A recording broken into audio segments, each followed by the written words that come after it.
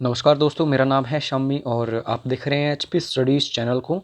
दोस्तों, HRTC conductor exam के लिए ये क्लासेस चल रही हैं, बहुत ही ज़्यादा इंपॉर्टेंट क्लासेस हैं। और मैं आपको ऑलरेडी बता चुका हूँ, जो नॉर्मल से सब्जेक्ट्स होते हैं वो तो हर कोई अच्छे से उसको तैयार कर लेता है। लेकिन जब दोस्तों बात आती है स्पेसिफिक टॉपिक्स की, सब्जेक्ट्स की, जैसे कि मैं बात करूं फर्स्ट एड हो गया, या फिर एचआरटीसी की वेबसाइट हो गई, आईटी टूल्स की अगर मैं बात करूं, और मोटर व्हीकल एक्ट हो गया, यहाँ पे जो स्टूडेंट अच्छे से फोकस करेगा मार्क्स यहीं से बनेंगे। तो सब कुछ हम डिस्कस कर रहे हैं वन बाय वन। और मैंने स्टडी ग्रुप व्हाट्सएप पर एचआरटीसी कंडक्टर के लिए क्रिएट कर लिया है। मैं वेट कर रहा हूँ ज़्यादा से ज़्यादा स्टूडेंट्स वहाँ पे आएँ, ताकि मैं काफ़ी सारा वहाँ पे स्टडी मटेरियल पोस्ट करूँ। तो सिंपली आपको व्हाट्सएप करना है अपना नाम और एचआरटीसी कंडक्टर एग्ज़ाम आपने वहाँ पे लिखना है। ठीक है, 9816401767। तो मैसेज ज़रूर करना और इन वीडियोस को शेयर किया करो अपने उन फ्रेंड्स के साथ जो तैयारी कर रहे हैं, ताकि एक बेटर वीडियो आप उन सभी तक पहुंचा सकें। तो ज़्यादा टाइम वेस्ट नहीं करेंगे, हर एक क्वेश्चन को मॉक टेस्ट की तरह लिया करो, चेक किया करो कि क्या ये क्वेश्चन आपको आ रहा है या नहीं। दोनों लैंग्वेजेस में लेके आ रहा हूँ questions. Hit and run motor accident is defined under which section of motor vehicle act 1988। Original जो है दोस्तों, ये 1988 वाला ही मोटर व्हीकल एक्ट है। तो इस पर ज़्यादा फोकस करना, अमेंडमेंट्स तो होती ही रहती हैं, संशोधन होते ही रहते हैं। तो सारी चीज़ें जो हैं यहाँ पे ज़्यादा हैं। हिट एंड रन मोटर दुर्घटना जो होती है, इसमें क्या होता है कि आप क्या कर रहे हैं, या फिर कोई नॉर्मल एक व्यक्ति, उसके पास गाड़ी है, उसका एक्सीडेंट होता है, कोई व्यक्ति जो है उसको चोट पहुंचती है, वो उसको हॉस्पिटल ले जाने के बजाय ये समझता है कि मैं यहाँ से भाग जाऊँगा तो बच जाऊँगा। लेकिन ऐसा करते टाइम अगर किसी ने उसको देख लिया तो उसको सज़ा हो सकती है। तो ये जो एक्सीडेंट होता है, ये सब कुछ इसमें दर्शाया गया है कि अब आगे क्या होगा जब हिट एंड रन होगा। तो ये मोटर व्हीकल एक्ट का 1988 की कौन सी धारा है? ये धारा है दोस्तों 161 ए बी। इसको अमेंड किया गया है, और अमेंडमेंट्स तो होती ही रहती हैं। तो यहाँ पे बी ऑप्शन बिल्कुल सही है। ऐसे क्वेश्चंस एग्जैक्टली आपके इस एग्ज़ाम में बनेंगे, तो इनको अच्छे से फोकस करके तैयार कर लेना। ये देखो दोस्तों, बहुत ही इंपॉर्टेंट क्वेश्चन आ गया। Grant of conductors license is provided under which section. किस धारा के तहत जो है दोस्तों आप कह सकते हैं कंडक्टर लाइसेंस हमें देखने को मिलता है? तो चार ऑप्शंस आपके सामने हैं, और इसका सही आंसर क्या होगा? ये दोस्तों धारा है 30। तो मोटर व्हीकल एक्ट का जो धारा 30 है, उसमें कंडक्टर का लाइसेंस बनता है। ठीक है, आप सभी ने बनाने की कोशिश की होगी, तो ये तो एटलीस्ट आपको पता होना ही चाहिए। बाकी क्वेश्चंस चाहे आप थोड़ा भूल भी सकते हैं, ये नहीं आपको भूलना चाहिए। नेक्स्ट क्वेश्चन, एनओसी जो है दोस्तों, ये किस सेक्शन के अकॉर्डिंग प्रोवाइड की जाती है? आपने या आपके परिवार वालों ने, आपके रिश्तेदारों ने, कोई अगर सपोज करो कि सेकंड हैंड व्हीकल जो है वो परचेज़ करने की कोशिश करी होगी, तो उस केस में एनओसी जो है वो इम्पोर्टेंट होती है। तो एनओसी जो है दोस्तों, ये किस सेक्शन के अकॉर्डिंग हमें देखने को मिलती है? तो इसका सही आंसर होगा धारा 39। और ये याद रख लेना, ये मोटर व्हीकल एक्ट है। मैं बार बार यहाँ पे ये मेंशन नहीं करता रहूँगा कि मोटर व्हीकल एक्ट की कौन सी धारा। तो मैं अगर कोई सेक्शन बोल रहा हूँ तो समझ लेना मोटर व्हीकल एक्ट की ही बात कर रहा हूँ। तो ये तो आपको पता चल गया होगा एनओसी जो है वो किस धारा के तहत हमें देखने को मिलती है। तो ये है 39।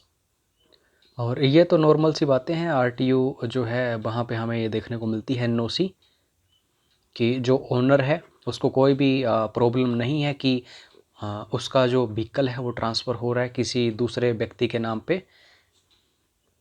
धारा 50 जो है ये ट्रांसफ़र से रिलेटेड है। जो व्यक्ति है दूसरा जिसके पास वो व्हीकल जा रहा है, तो ये बताया गया है। एनओसी जो है ये एक, आप कह सकते हैं कि मुझे कोई प्रॉब्लम नहीं है कि इस व्हीकल को किसी को दे दिया जाए।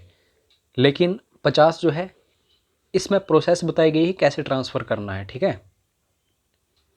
और जब दोस्तों ट्रांसफ़र हो गया तो जो इंश्योरेंस होगा वो दोस्तों इनफेक्टिव हो जाएगा, उसका काम नहीं होगा अब। तो ये भी इम्पोर्टेंट है, 49 धारा जो है इसको याद रखना। और 48 जो है ये रजिस्ट्रेशन बताता है मोटर व्हीकल्स की, जैसे आरसी वगैरह आप बोल सकते हैं। तो ये है धारा 48। तो ये तीनों चारों जो हैं ये सारी इंपॉर्टेंट है, यहाँ से क्वेश्चन बन सकता है। Next question, who can not file an application for compensation under section 168 of the motor vehicle act 1988 वाला। तो कौन सा इनमें से व्यक्ति है जो दोस्तों फाइल नहीं कर सकता है कंपनसेशन की, कि मुआवजा जो है वो दिया जाए एंड सो ऑन। तो कोई एक व्यक्ति जो दोस्तों एक भला इंसान है, जो सभी का भला करता है, तो उसको हम अगर वो सोचे कि किसी को मुआवजे की ज़रूरत है, उसका जो किसी व्यक्ति का दूसरे का व्हीकल जो है उसमें कोई प्रॉब्लम आई है, तो वो आवाज़ नहीं उठा पाएगा, ठीक है। वो इनिशिएशन नहीं कर पाएगा कंपनसेशन की। वो व्यक्ति ही कंपनसेट कर पाएगा जिसका व्हीकल है, कोई दूसरा नहीं। तो यहाँ पे याद रखना डी ऑप्शन सही है। मैं आपको ऑलरेडी बता चुका हूँ, दो तरीके के क्वेश्चंस होते हैं। एक होते हैं जो आपको रटने होते हैं, फैक्ट बेस्ड क्वेश्चंस होते हैं, और दूसरे जो होते हैं क्वेश्चंस वो होते हैं एनालिटिकल बेस्ड क्वेश्चंस।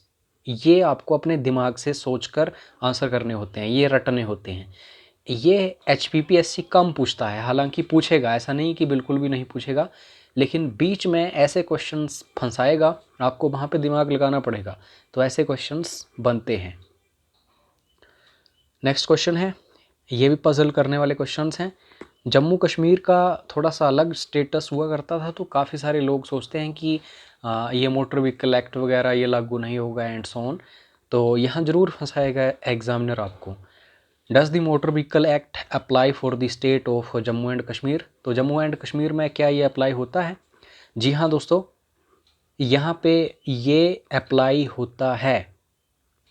तो बी ऑप्शन बिल्कुल सही है, जम्मू एंड कश्मीर। अब तो यूनियन टेरिटरी बन चुकी है इंडिया की, तो अब तो जितनी भी चीज़ें हैं सारी की सारी जम्मू एंड कश्मीर में लागू हो रही हैं। ऐसा नहीं कि इंडिया में होती हैं और जम्मू कश्मीर में नहीं। जो 370 है इसको निरस्त कर दिया गया है, तो अब कुछ भी ऐसा नहीं कि सेपरेटली जम्मू एंड कश्मीर में होगा। 50 सीसी जो ड्राइविंग व्हीकल होता है उसके लिए जब आप लाइसेंस की बात करते हैं, जब यहाँ पे लाइसेंस की बात आती है तो इसके लिए एज जो है वो कितनी होनी चाहिए? तो अलग अलग सीसी जो होते हैं वो डिसाइडेड होते हैं। तो जब 50 सीसी की बात आएगी तो 16 साल से ज़्यादा उम्र होनी चाहिए अगर आप पब्लिक प्लेस पर जाना चाहते हैं, ठीक है। तो ये एक इम्पोर्टेंट क्वेश्चन बन गया। काफ़ी सारे लोग सोचेंगे कि 18 साल इसके लिए एज होगी, लेकिन ऐसा नहीं है।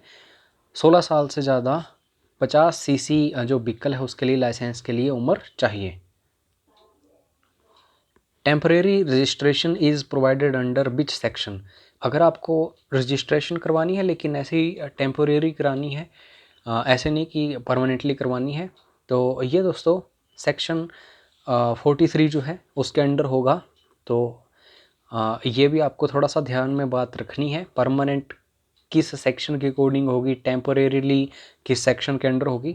तो यहाँ पे सिर्फ टेम्परेरीली हम बात कर रहे हैं, ये सेक्शन 43 के अकॉर्डिंग होगा। ये भी मोस्ट इम्पोर्टेंट क्वेश्चन है। The state register of driving license shall be maintained in such manner as may be prescribed by which government? तो एक होती है स्टेट गवर्नमेंट और एक होती है नेशनल गवर्नमेंट। तो सारा का सारा काम लाइसेंस से रिलेटेड ये स्टेट गवर्नमेंट के अंडर होता है, तो ये ऑप्शन सही है। नेक्स्ट क्वेश्चन है, बिना बीमा के वाहन चलाने के क्या परिणाम होते हैं? अगर सपोज़ करो कि जो इंश्योरेंस है वो नहीं है और फिर भी ड्राइव किया जा रहा है, तो उसका जो है दोस्तों एक आप कह सकते हैं बुरा परिणाम होता है। तो यहाँ पे यही बोला गया है, बिना इंश्योरेंस के व्हीकल को चलाया जाए तो उसका क्या परिणाम होता है। तो एक तो आपको जेल हो सकती है या फिर जो भी है पर्सन, और इसमें इसको 3 महीनों के लिए एक्सटेंड भी किया जाता है और 1000 जो है वो जुर्माना आपको देखने को मिलता है। ठीक है, बाकी ये डिपेंड करता है जो अथॉरिटी है उसके ऊपर कि वो क्या चाहती है। लेकिन दोस्तों बिना इंश्योरेंस के जो है ड्राइविंग नहीं करनी चाहिए। एक क्वेश्चन आपके लिए छोड़ के जा रहा हूँ, आपको इसका आंसर करना है कमेंट बॉक्स में।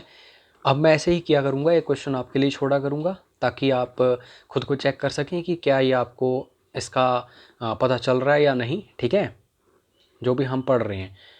Can a person transfer his driving license to another person. ये है पर्सन ए और ये है पर्सन बी। इसके पास जो है ये व्हीकल है और ये जो व्यक्ति है इसके पास पहले था, इसने ड्राइविंग लाइसेंस बनाया हुआ है, अब इसके पास व्हीकल नहीं है। तो इसके पास ड्राइविंग लाइसेंस नहीं है और व्हीकल है, तो ये आपस में रिश्तेदार हैं। तो पर्सन बी अगर ए को बोले कि अपना लाइसेंस मुझे दे दे और मैं आराम से ड्राइविंग करूँगा, तो ये बोलेगा पर्सन ए कि मैं इसको ट्रांसफ़र करता हूँ तुम्हें। तो ऐसा नहीं होता है। जो ड्राइविंग लाइसेंस है ये ट्रांसफ़र किया जा सकता है या नहीं, आपको कमेंट बॉक्स में बताना है। ठीक है, मैं वेट करूँगा आप सभी के आंसर्स का। तो मिलते हैं नेक्स्ट वीडियो में। व्हाट्सएप ज़रूर कर लेना, व्हाट्सएप ग्रुप के लिए HRTC कंडक्टर एग्ज़ाम के लिए जो है, और इन वीडियोस को लाइक शेयर ज़रूर करो और चैनल को सब्सक्राइब करो। मिलते हैं नेक्स्ट वीडियो में। जय हिंद, जय हिमाचल।